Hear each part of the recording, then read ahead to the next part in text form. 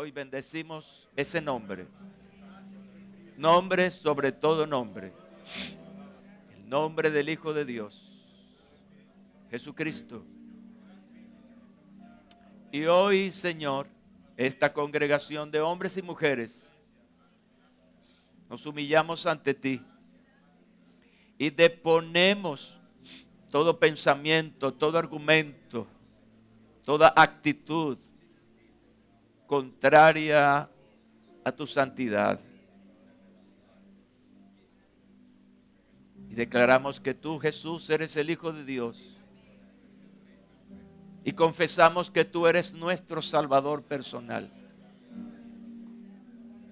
Y nos testificamos a nosotros mismos y al mundo espiritual que has perdonado nuestros pecados. Que tu sangre vertida sobre aquel madero está activa hoy para limpiarnos de toda maldad. Esta congregación dice amén. Esta congregación dice amén. Amén, amén. Así sea. Bendito el nombre del Señor para siempre. Aleluya. Gloria a Dios.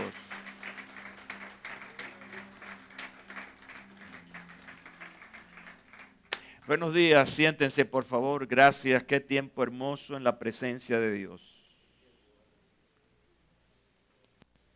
Oraba y le decía al Señor, no en la costumbre, no en la tradición, sino en espíritu y en verdad.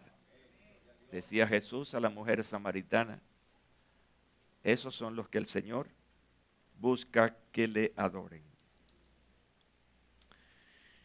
Bueno, durante esta maravillosa serie que recientemente hemos iniciado, me he dedicado junto al equipo de predicadores a instruirles en relación a la necesidad de tomar decisiones para cambiar un rumbo.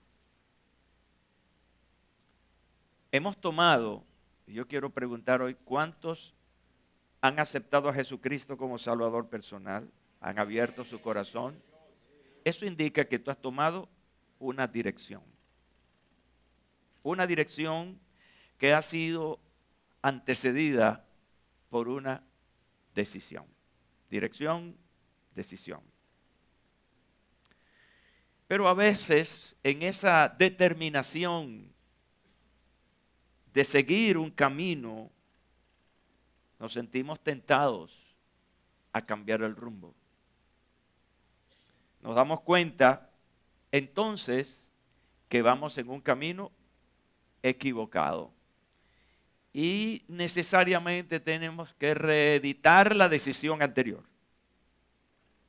Ahora, hoy yo quiero hablarles totalmente, digamos, diferente al título de nuestra serie.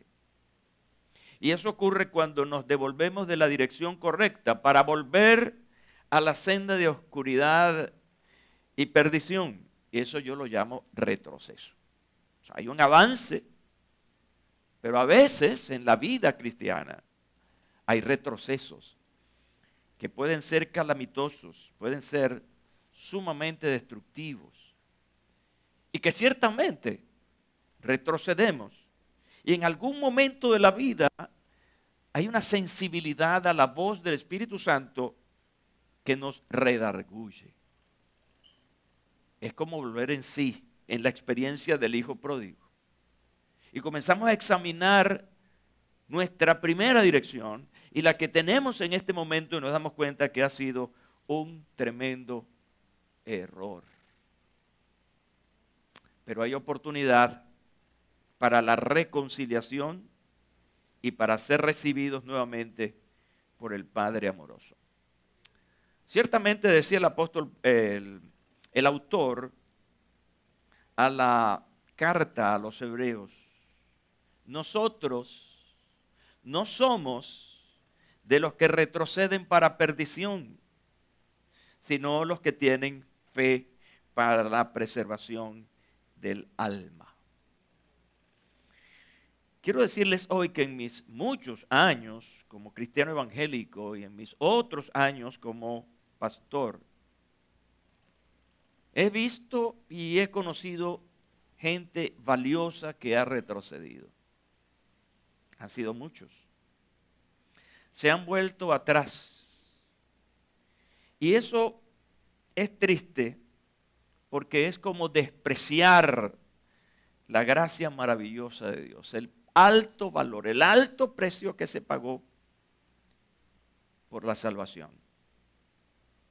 De manera que la valoración y consecuencias que da el autor de la carta a los Hebreos a ese comportamiento retrógrado es verdaderamente contundente. Escuchen por favor. 10, 26 al 29 de la carta a los Hebreos. Porque si pecáremos, quiero que tomen en cuenta algunas palabras muy claves en este pasaje. Porque si pecáremos voluntariamente después de haber recibido el conocimiento de la verdad. Y añade, ya no queda más sacrificio por los pecados, sino una horrenda expectación de juicio y de hervor de fuego que ha de devorar a los adversarios. Mire el poder gramatical que da el autor a la consecuencia de abandonar la dirección correcta. Y entonces trae una ilustración para mostrarnos lo cruento de esto.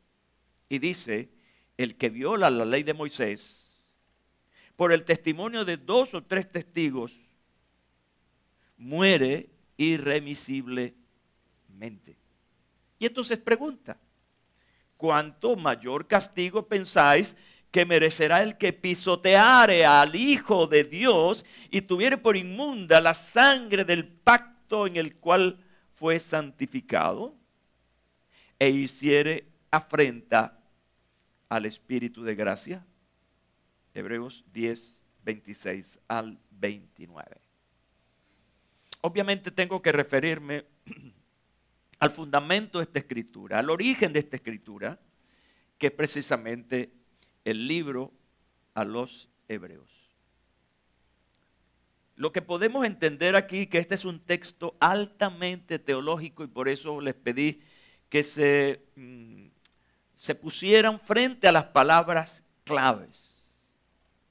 Eso le da esa característica sumamente teológica a este libro y en especial a este pasaje que hemos leído. Fue un libro que tenía un destinatario muy especial, por eso se llama Carta a los Hebreos. No es una carta universal, es una carta con un destinatario específico y fue a los judíos de la época, judíos convertidos al cristianismo en esa época.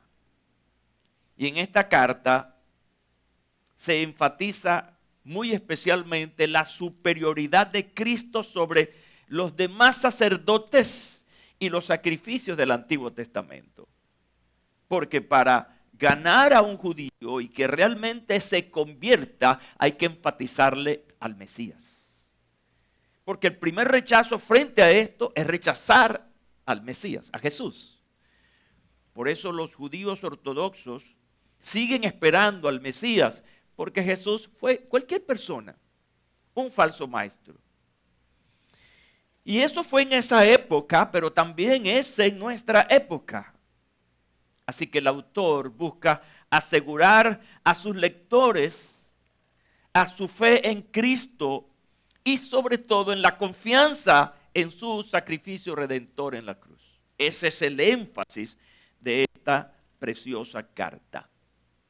No obstante, aunque sus destinatarios no somos nosotros de manera directa, pero hay enseñanzas aquí que son prácticas para todos los cristianos del mundo.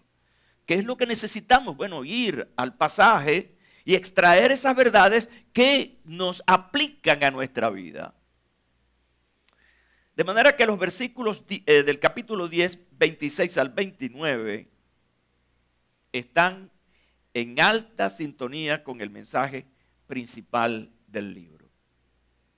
El autor está advirtiendo a sus lectores acerca de la gravedad de volver al antiguo sistema de sacrificios y renunciar a la fe en Cristo. Es como cuando alguien se convierte al Señor y entonces vienen los amigos, vienen las personas que tienen alguna influencia sobre él, personas que él respeta y comienzan a hablarle de manera diferente a la decisión que ha tomado.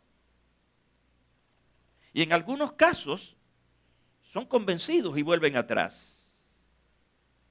Aquí el sistema era diferente. Nosotros tenemos aquí un sistema muy liberal desde el punto de vista religioso, pero los judíos por naturaleza histórica son religiosos. De manera que todos están empapados de ese concepto y de lo que enseña la Torá o el libro donde ellos fundamentan estas enseñanzas que están relacionadas también con la Biblia. Así que había una fuerte presión sobre estos nuevos convertidos judíos al cristianismo, haciéndoles ver la importancia de los sacrificios para el perdón de pecados y rechazando al Mesías, rechazando a Jesucristo. Quiere decir que estaban en una gran encrucijada y por eso se escribe esta carta.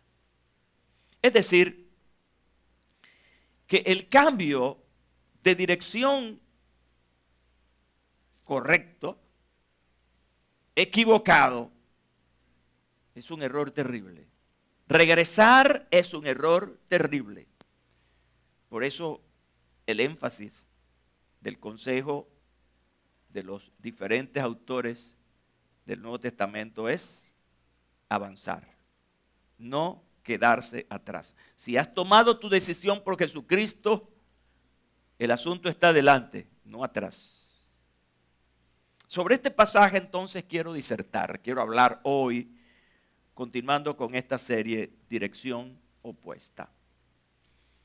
Y voy a hacerlo de manera muy expositiva, porque voy a poner como idea principal las palabras o parte del pasaje para entonces ubicarnos allí. La primera cosa entonces, de acuerdo al pasaje, son estas palabras. Porque si pecaremos voluntariamente después de haber recibido el conocimiento de la verdad. Esas partes nada más quiero entonces tratarla. Una palabra clave y muy teológica aquí es la palabra pecado.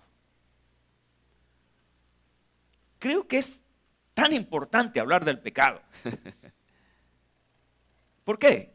Porque es una de las cosas que la gente niega y justifica sus pecados llamándolos errores, faltas, disminuyendo el poder de la palabra pecado, que realmente es muy fuerte. Ahora, en este pasaje, ¿cómo está relacionando el autor la palabra pecado? ¿Con qué la relaciona? Y sencillamente el pasaje nos da la respuesta. La está relacionando con el desconocimiento y la falta de obediencia a otra palabra clave que es la verdad. Así que tenemos un contrapuesto aquí. Tenemos pecado y tenemos verdad. Ahora, resulta que la verdad es más poderosa que el pecado cuando la gente la conoce y la obedece. Porque la verdad nos hace libre del pecado. Bien decía Jesús, y conoceréis la verdad, y la verdad los hará libres. Así que hay un poder en la verdad, pero es un poder que no está latente cuando simplemente la desconocemos y obviamente la desobedecemos. Y a mí me gusta que esta palabra hoy tome poder en nosotros. Desde el punto de vista de su concepción original. La palabra verdad, desde el punto de vista del griego, tiene un significado más profundo que la simple correspondencia con la realidad. ¿Y qué implica? Simplemente la idea de desvelamiento, descubrimiento o manifestación. La verdad aquí, en su original, implica sacar de la oscuridad, llegar a la luz, en otras palabras. Así que la pregunta es, ¿cuál es el pecado? Simplemente abandonar la verdad conocida. Cuando conoces la verdad, entonces hay una corresponsabilidad. Ya Dios se hace responsable contigo. ¿En qué sentido? En que esa verdad haga vida en ti. En que esa verdad con sus promesas se cumpla en ti. Esa es la responsabilidad de Dios. Pero la responsabilidad tuya y la mía es ser obediente a esa verdad, vivirla. La verdad se convierte en un estilo de vida, en una forma de vivir. No es una cosa que sacamos cuando nos conviene. No es un versículo que nos aprendemos de memoria. La verdad es más que la memoria. La verdad es un hecho. Es una forma de vivir. Existe una palabra interesante que quiero enseñarles hoy, que está relacionada con abandonar la verdad. Y esa palabra es apostasía. Cuando una persona abandona la verdad, se convierte en un apóstata, en alguien que ha despreciado la verdad. Apostasía no es otra cosa que abandono de la fe. Y metafóricamente es como quedar separado a distancia. Mientras la verdad camina, quien la abandona se queda simplemente verla ir. La palabra apostasía tiene que ver con deserción. Alguien que se va de un lugar. Y de acuerdo a las leyes militares, por ejemplo, un soldado que deserta, entonces le aplican la ley. Toda deserción va a traer una consecuencia. Como podemos entonces ver aquí, podemos concluir, y si queremos ponerle un título al pasaje que leímos, no es otra cosa que advertencia contra la apostasía. Pudiera ser ese título para este pasaje de forma muy especial. Así que las exhortaciones contra la apostasía y de la perseverancia insta por muchas razones de peso. El pecado aquí mencionado es cuando los hombres, escuchen bien esto que es interesante, con una voluntad, recuerden, últimamente les he hablado y he enfatizado acerca de las dos grandes voluntades. La voluntad de Dios, que es buena, agradable y perfecta, y la voluntad del individuo. Dios puede tener una voluntad para ti. De hecho, la palabra voluntad tiene que ver con deseo. Dios puede tener un deseo para ti. Otra cosa es que tu voluntad acepte el deseo de Dios. ¿Y la voluntad de Dios cuál es? Que todos los hombres conozcan a Jesucristo como Señor y que nadie se pierda, pero bueno, frente a esa situación está la voluntad humana. Aquí no se está hablando de un pecado que se hace a propósito, a voluntad y resolución completa, sostenida por el individuo, que no es otra cosa que rechazar, despreciar a Cristo, el único Salvador, despreciar y resistir al Espíritu. Todo eso está allí en ese pasaje. Al único santificador y despreciar y renunciar al Evangelio, el único camino de salvación y las palabras de vida eterna. Nada más, nada más. Es un rechazo absoluto a la verdad, porque todo lo que he mencionado está incluido en la verdad. Y ahí está el autor, persistente, intencional, escribiendo a judíos convertidos al cristianismo que estaban de manera, yo lo he escrito de esta manera, de manera dual, haciendo los sacrificios del antiguo pacto o acariciando la decisión de volver al judaísmo. Qué tremendo, ¿verdad? Cuando una persona está en estado dual. Soy parte de aquí y soy parte de allá. Pero ¿sabes? Dios rechaza eso. No le gusta. Él quiere integridad. No podemos estar jugando al gato y al ratón. Muy mala la comparación, pero forma parte de nuestro vocabulario diario. Cristianos que juegan al mundo y juegan a la iglesita. doy un paseo por el mundo en mi gran parque de atracciones y cuando tengo una crisis, ¡ay! Me acuerdo de Dios. Me acuerdo de la iglesia. Mira, por eso hablé de mis años.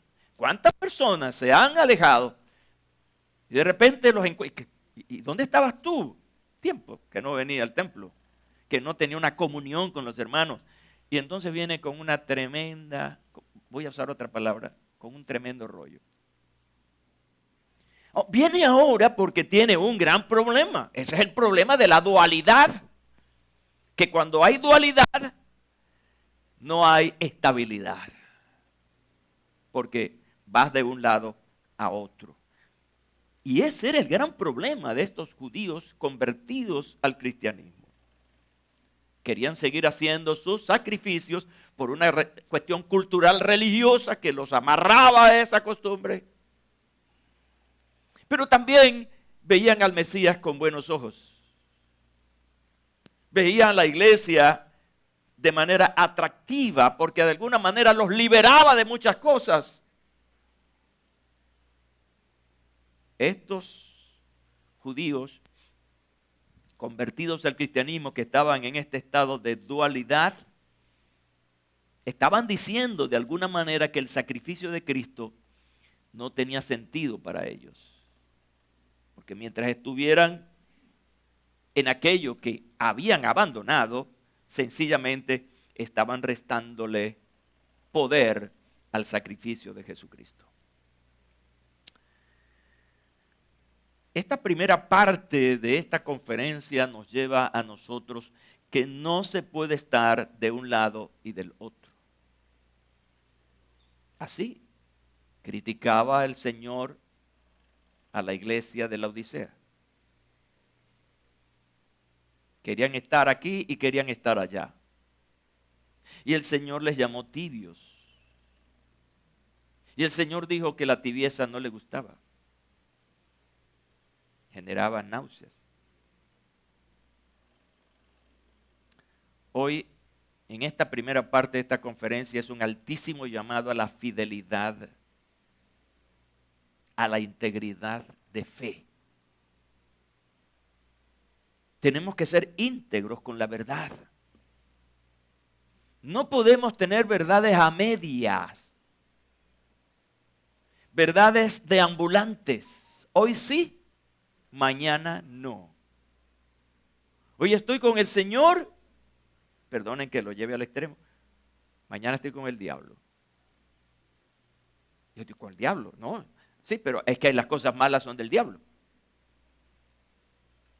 Uno puede estar en este tiempo maravilloso adorando al Señor, gloria a Dios, aleluya, amén. Y al salir, el mundo te pela los dientes y tú le picas el ojo.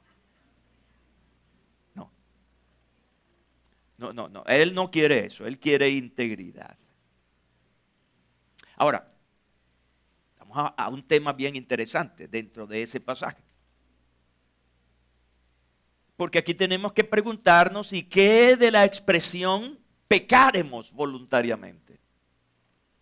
Pecar voluntariamente. El pecar voluntariamente en este pasaje implica la idea de rechazar a Cristo consciente y deliberadamente. No es ignorancia. Aquí no hay ignorancia. Porque si vamos al contexto de a quienes se les escribe la carta, eran creyentes. No eran esos judíos que permanecían en la ortodoxia y en la costumbre de su religión, sino judíos que habían conocido al Mesías y ahora están en una nueva vida. Ya para ellos no hay ignorancia. La ignorancia fue desbaratada cuando ellos reconocieron al Mesías. Y a partir de allí no hay ignorancia. Hay conciencia. Estás consciente. Y yo dirigiéndome a esta asamblea hoy, creo de manera total, que estamos conscientes de la verdad. Y cuando estás consciente de la verdad, todo lo que hagas contra la verdad, entonces es voluntario. ¿Están conmigo, verdad? Sí se entiende. De manera que delante del Señor no podemos justificar una cosa. No, Él lo sabe. Él nos conoce. Dios es omnisciente. Te conoce desde la cabeza hasta la planta de tus pies. Cada músculo, cada tendón, cada nervio, cada arteria, cada vena, tu corazón, Él lo conoce.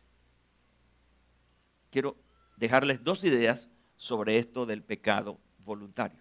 La primera de ellas es que el pecado, según Hebreos 10:29, habla de alguien que ha pisoteado al Hijo de Dios y tiene por inmunda, mira esta palabra tan dura, tan desagradable. ¿Sabe lo que es una inmundicia?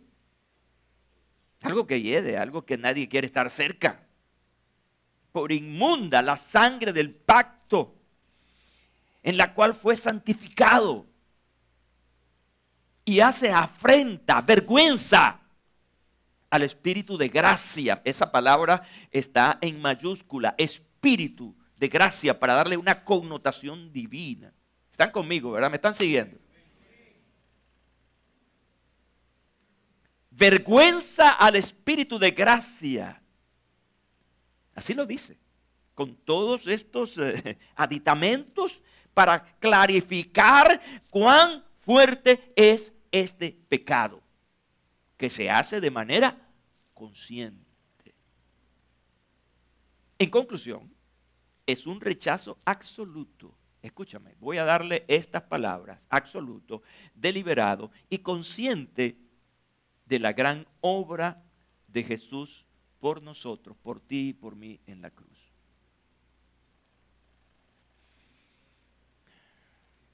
Yo estoy convencido en este tiempo, escúchenme bien, iglesia,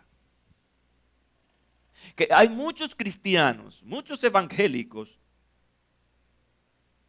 en cualquier iglesia cristiana, que no tiene un concepto elevado de la gracia. Y no tener un concepto elevado de la gracia es simplemente tenerla en un segundo plano. Tener un concepto elevado de pecado, esto es teología. Tener un concepto elevado de la teología. Tener un concepto elevado de la justificación. No tener un concepto elevado de esas principales doctrinas que están en la Biblia, la palabra de Dios. ¿Sabes por qué está pasando esto? Porque tristemente nos hemos dedicado, y voy a incluirme allí para no generar ideas extrañas, nos hemos dedicado al emocionalismo, al show. Hemos despreciado la verdad verdadera por asuntos que no tienen un gran valor. En formas más que en la verdad. Y sabes una cosa que te exige la verdad. Sabes que te exige descubrimiento. La verdad te exige involucrarte en esa verdad. E involucrarse en esa verdad significa estudiar la Biblia. Ir al libro que tiene todas las respuestas acerca de este asunto. Hoy hacemos énfasis en el discipulado. Pero muchas veces encontramos un discipulado sin Biblia. Un discipulado que tiene que ver con el requisito para. No. El discipulado nos llama a obtener mediante la verdad el carácter de Jesucristo. A preguntarnos, antes de decir o hacer algo, a preguntarnos, ¿qué haría Jesucristo en este caso? ¿Te has preguntado tú eso cada vez que vas a accionar, vas a tomar una decisión, vas a hablar con alguien, vas a hacer algo? Esa debe ser la pregunta, ¿qué harías tú, Señor? ¿Y sabes cuál va a ser la respuesta del Señor? Estudia la Biblia. Ya yo te lo dije. Escrito está. Eso es lo que nos va a decir. esta verdad nos obliga a investigar, a ir a la esencia del asunto. Por eso mi gran preocupación hoy es que muchos cristianos adolecen del conocimiento de cosas tan importantes, tan básicas, como es el sacrificio de Jesucristo. La última cena del Señor que hicimos, y lo estoy haciendo, fui invitado a ministrar una cena del Señor a una gran cantidad de pastores hace unos meses atrás. Y allí recibí esto. Porque yo entendí que lo que se iba a hacer era algo que estaba en un programa. Pero no es un programa. El énfasis de la cena del Señor, según lo enseñó Jesús y lo reiteró el apóstol Pablo, es en memoria. Quiere decir que no es una cuestión superficial, que cada vez que lo hagamos en memoria, es decir, recordar lo que pasó, por qué pasó y cuáles son las implicaciones de ese hecho. Mientras no nos traslademos al pasaje, a la escritura, para ver lo que Jesús hizo por mí y por ti, no vamos a valorar la gracia, porque de allí es que sale todo este beneficio del perdón de tus pecados y la salvación de tu alma.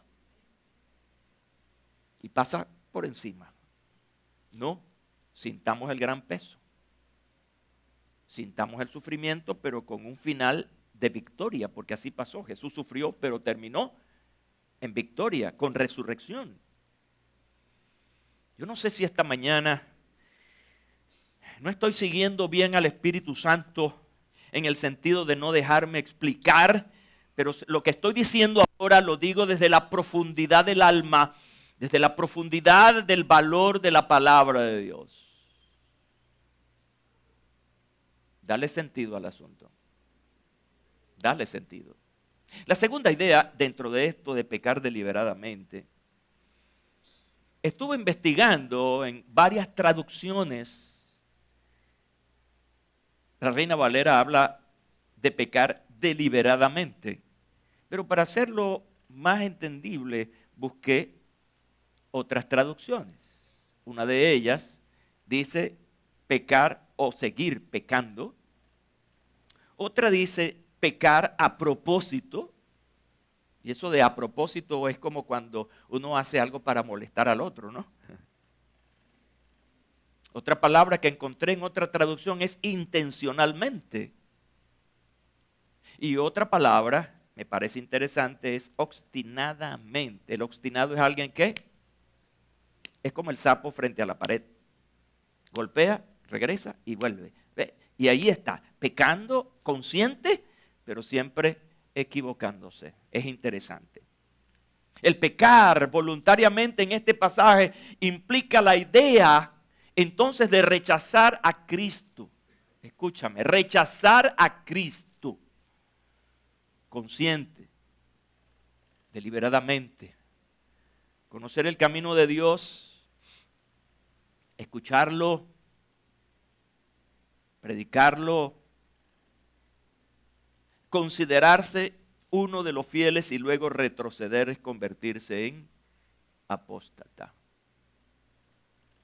Yo voy a dar una palabra hoy, y perdonen la expresión popular, al que le caiga, le chupa. ¿Hasta cuándo vas a seguir en modo dual? ¿Hasta cuándo vas a ser intermitente en tu vida de fe? ¿Hasta cuándo vas a seguir rechazando al Señor? Porque retrocederse es un rechazo. Por alguna razón, pero es un rechazo. El pecador voluntario peca debido a una forma establecida de pensar y actuar que no tiene ningún deseo de abandonar. Él sabe que es la verdad, pero lo alan los placeres de este mundo. Es débil frente a la tentación y regresa. Mira, hay personas que saben que lo están haciendo mal. Hay personas que saben que lo que están haciendo no está bien, pero persisten en ello y me preocupa porque están en pecado. Y me encantan las palabras del profeta Isaías, capítulo 5, versículo 18, quien caracteriza este asunto. Qué aflicción para los que arrastran sus pecados, y mire las metáforas, con sogas hechas de mentiras, que arrastran detrás de sí la maldad como si fuera una carreta. Mire cómo lo ilustra. Esto es poesía, pero también es teología. ¿Por qué? Porque muchas veces esos pecados que se arrastran al final son justificados. Con sogas hechas de mentiras, justificaciones. Y en estas justificaciones, escúchame bien, entre el pastor, eso fue que el pastor me hizo, que el pastor dijo, que el pastor me habló, que el pastor no me supo tratar. Entra a la iglesia, a la congregación, es que esos hermanos, y generalizan, esta es una justificación extrema porque alguien le hizo daño o tuvo un problema, pero es la iglesia, qué broma, vale. Así que estás pecando contra el Hijo de Dios, pero también estás pecando contra su iglesia, que es su cuerpo. No hay justificación alguna para el pecado. Absolutamente. La tercera idea. Esta tercera idea tuve que darle vuelta y vuelta. Y tuve que abandonar y caminar y orar para conseguirle la vuelta a este pasaje. Este pasaje tiene que ver con consecuencias. ¿Están conmigo? Hay un diagnóstico y hay consecuencias.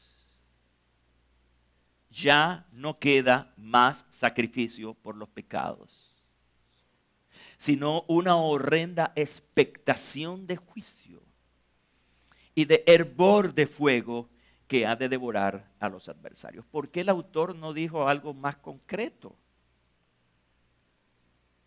Lo que queda como resultado entonces es que está perdido. Está condenado. Él hace una ampliación. No queda más sacrificio por los pecados. Y entonces añade estas cosas que suenan fuertes. Una horrenda expectación de juicio. Algo que no puedes ver. Es tan poderoso lo que tienes delante, que en el caso del juicio, que no puedes verlo. Y de hervor de fuego, el calor del fuego que ha de devorar a los adversarios. Eso está en tu Biblia.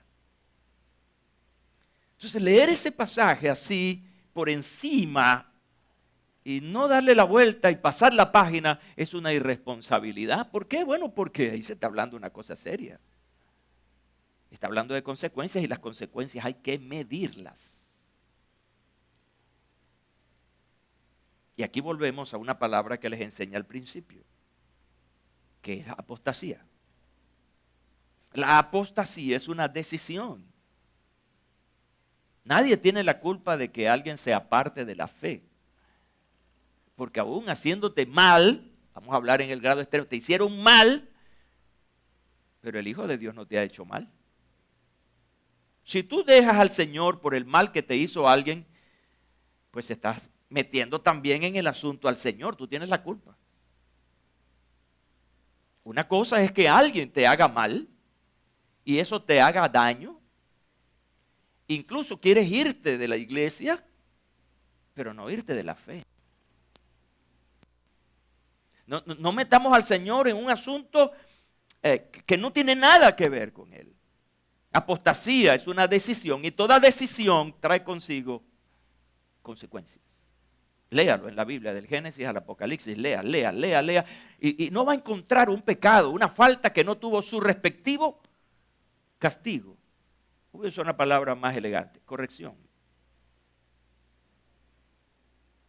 Esto significa entonces que aquellos que se alejan, escúchame bien, deliberadamente de Dios, se enfrentan a una terrible espera del juicio final y un castigo eterno. Esto no se predica hoy en día. Hoy no se habla de pecado, no se habla de juicio, no se habla del infierno, no se habla de todo. Yo no sé en qué momento el Señor silenció su palabra para que estas cosas no se dijeran. Rechazar el sacrificio de Jesús es algo que el Padre no tolera.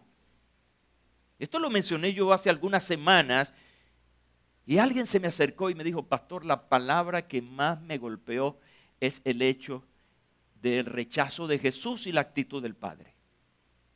Porque el Padre por amor envió a su Hijo.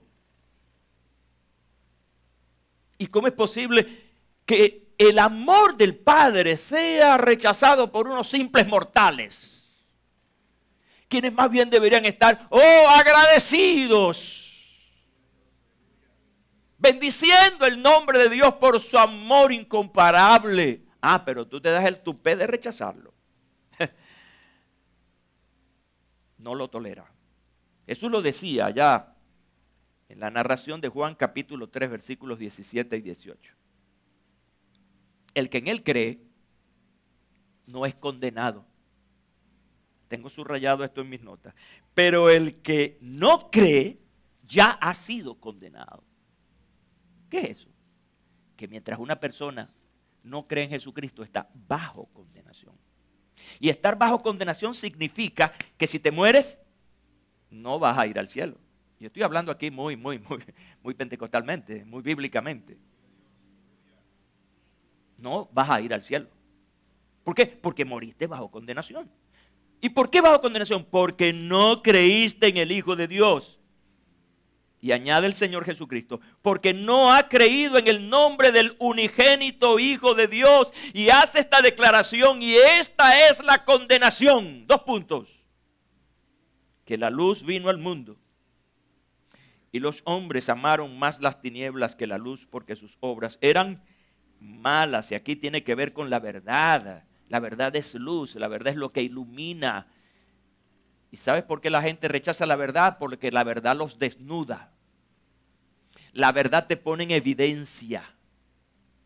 Pero qué bueno, porque lo que viene posteriormente a esa verdad es la libertad. Conoceréis la verdad y la verdad los hará libres. Estar bajo condenación. Escúchame, si se rechaza el sacrificio de Jesús por los pecados como lo estaban haciendo estos judíos cristianizados, entonces significa que no queda ningún otro sacrificio que pueda limpiar. Ellos vienen de sus sacrificios, de su cultura, de su religión, y dan un paso importante para recibir al Mesías. En otras palabras, recibir el sacrificio del Cordero de Dios que quita el pecado del mundo, como decía Juan el Bautista.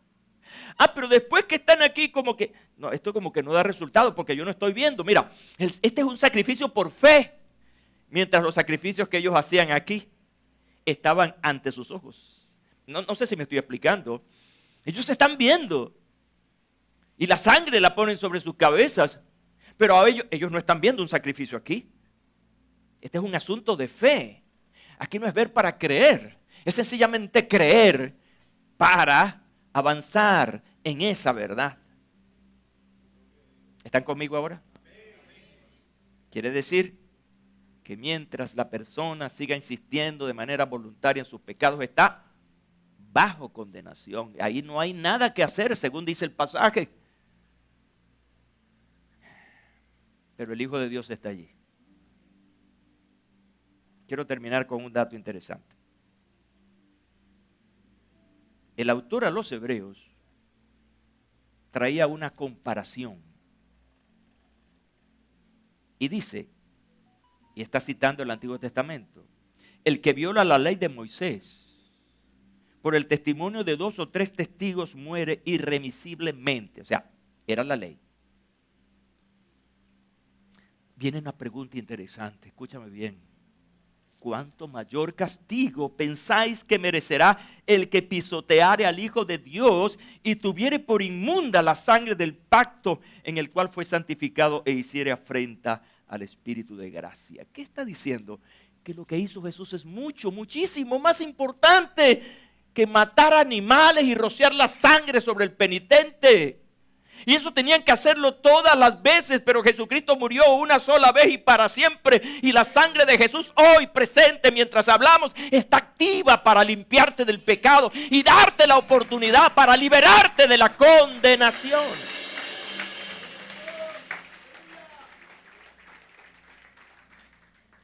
No es igual.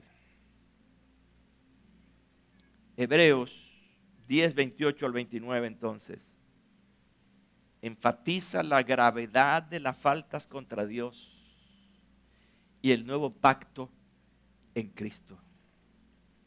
Se usa para argumentar que el despreciar a Jesús y su sacrificio es un pecado mucho mayor que desobedecer a la ley mosaica. Que los sacrificios de animales jamás serían comparados con el sacrificio del Hijo de Dios. Es despreciar al Hijo de Dios y su sangre.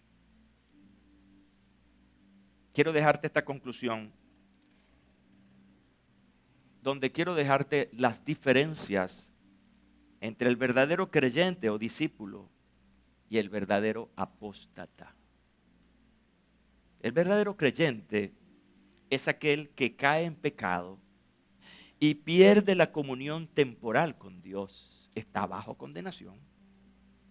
Pero eventualmente regresará a Dios en arrepentimiento, porque su Padre Celestial continuará convenciéndolo hasta que no pueda resistirse más. Hay una oportunidad. El verdadero apóstata continuará pecando deliberada, voluntaria y abiertamente. Juan nos dice que todo aquel que es nacido de Dios no practica el pecado, porque la simiente de Dios permanece en él. Esa semilla está en él y no puede pecar porque es nacido de Dios. Estén de pie, por favor.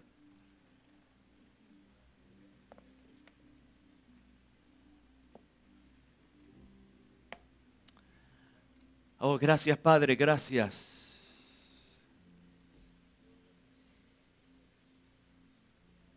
Gracias porque hoy hemos predicado tu Biblia, tu palabra.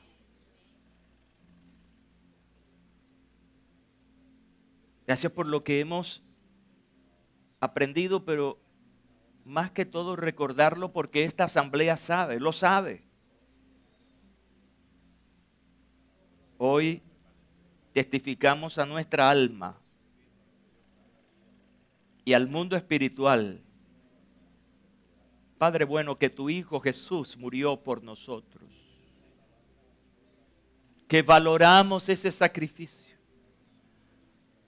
que lo respetamos a tal punto que cada mañana nos levantamos con la intención de no pecar. Hoy valoramos la sangre preciosísima de Jesús que fue derramada por nuestros pecados para darnos el maravilloso e incomparable don de la salvación. Padre bueno, y si alguien en esta reunión ha estado bajo el influjo del pecado y ha sido reiterativo, oro para que tengas misericordia y que el Espíritu Santo que redarguye de pecado, de justicia y juicio, lo redarguya hoy y haya un acto de reconciliación. Si algún amigo, alguna persona invitada en este día ha escuchado esta palabra, oro, Señor, para que de manera clara e inequívoca pueda abrir su corazón a ti, Señor. Amén y amén. Hoy es un acto de